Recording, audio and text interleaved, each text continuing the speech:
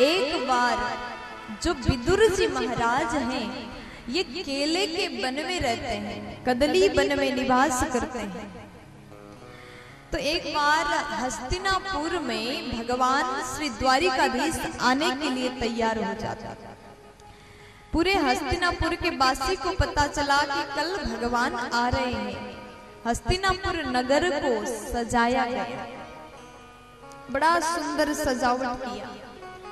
लेकिन जैसे परम भक्त विदुर जी को पता चला, जाकर के अपने पत्नी से कहते हैं कि देवी हमारे यहाँ पर भगवान आ रहे हैं।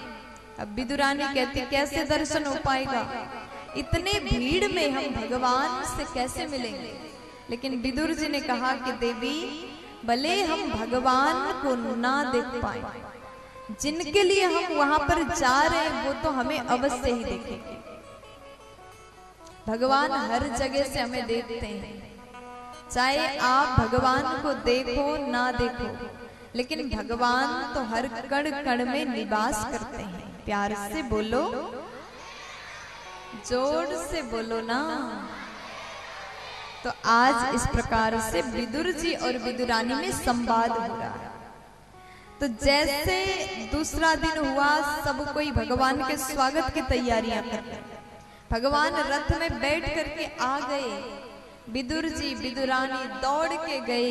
इतने भीड़ में विदुर जी ने जैसे भगवान को देखा, रथ में सवार हैं, और भगवान ने भी इतने भक्तों के भीड़ में विदुर जी को देख लिया, विदुरानी को देखा, और जैसे एक बार देखा तो वहां से नजर नहीं हटी। अगर भक्त भी भगवान से अधिक प्रेम करे तो भगवान केवल उसी को देखते हैं।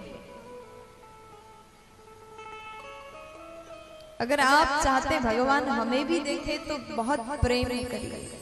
जैसा प्रेम विदुर जी विदुरानी भगवान से करते थे, वैसा ही प्रेम अगर हम भी करेंगे तो भगवान भी हमारे ऊपर ध्यान देंगे, हमारे ऊपर नजर डालेंगे। और आज जैसे देखा, उसके बाद में अत्यंत प्रसन्न हो गए। अंदर चले गए, सभा में बड़े बड़े लोग विराजमान हैं। तो इतने में दुर्योधन ने पूछा, किससे पूछा? भगवान कृष्ण से पूछा, ये बताइए आप यहाँ पर क्यों आए, आने का कारण क्या है? तब आज भगवान कहते हैं, देखो दुर्योधन, ये पांडव भी तुम्हारे भाई ही हैं, इनके लिए कम से कम ज्यादा नहीं तो 5 गांव दे दे, 5 गांव। लेकिन दुर्योधन कहता है युद्ध के बिन 5 गांव तो क्या, सुई के नोक बराबर जमीन भी हम नहीं देंगे। भगवान बोले अच्छा, अगर युद्ध करना है तो महाभारत होगी। अब उसके बाद में भगवान वहां से जाने लगे तो दुर्योधन कहता है कि भोजन करके जाओ, तुम्हारे लिए मेरी मैया ने 56 भोग तैयार किया, भोजन करके चले जाओ। तो भगवान कहते हैं देखो दुर्योधन, मैं आज का भोजन तुम्हारे घर में नहीं, विदुर के घर में करूंगा। विदुर जी बैठे हुए थे। जैसे विदुर जी ने सुन लिया, अत्यंत प्रसन्न हो गए। देखो विदुर के पास में धन नहीं है, वो अमीर व्यक्ति नहीं थे। एक कदली वन में, केले के वन में छोटे से कुटिया में निवास करते, जिनके घर में स्वयं के लिए खाने की अन्न नहीं है। लेकिन आज भगवान कह रहे हैं भोजन करूंगा तो मैं विदुर काका के घर में ही करूंगा।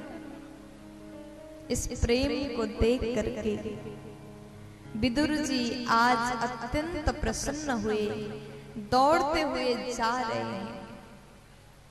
बाजार जाऊंगा, मिष्ठान्न खरीदूंगा और भगवान को भोग लगाऊंगा, इस भाव से विदुर जी चले गए। लेकिन दुर्योधन हंसने लगा, अरे केशव, आप वहां पर जाकर के क्या खाओगे, जो स्वयं के लिए तो खा नहीं सकता, तुम्हें क्या खिलाएगा?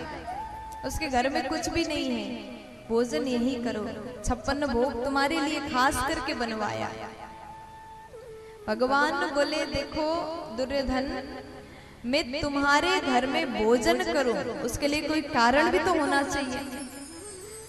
भगवान कहते हैं 3 परिस्थिति में कभी भी भोजन नहीं करना चाहिए।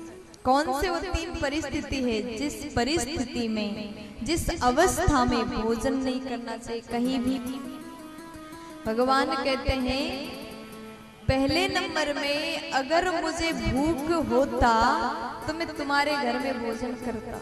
मुझे भूख नहीं है, तो जिसको भूख नहीं है उसे भोजन भी करना नहीं चाहिए। दूसरे नंबर में भगवान कहते हैं कि जिस काम को लेकर के मैं हस्तिनापुर आया, अगर वो काम पूर्ण हुआ होता तो भी मैं भोजन करता। काम भी अधूरा ही रह गया, 5 गांव तुमने नहीं दिया, युद्ध की मांग की, तो क्यों भोजन करूं? और तीसरे नंबर में जब तक खिलाने वाले व्यक्ति के मन में प्रेम ना हो तब तक भोजन नहीं करना चाहिए। न मुझे भूख है न तुम्हारे भीतर प्रेम है। तुम प्रेम से अगर खिलाना चाहते तो बिना भूख के भी मैं खा लेता थोड़ा सा, लेकिन तुम्हारे भीतर प्रेम ही नहीं, तो ऐसे अवस्था में भोजन करना बेकार है।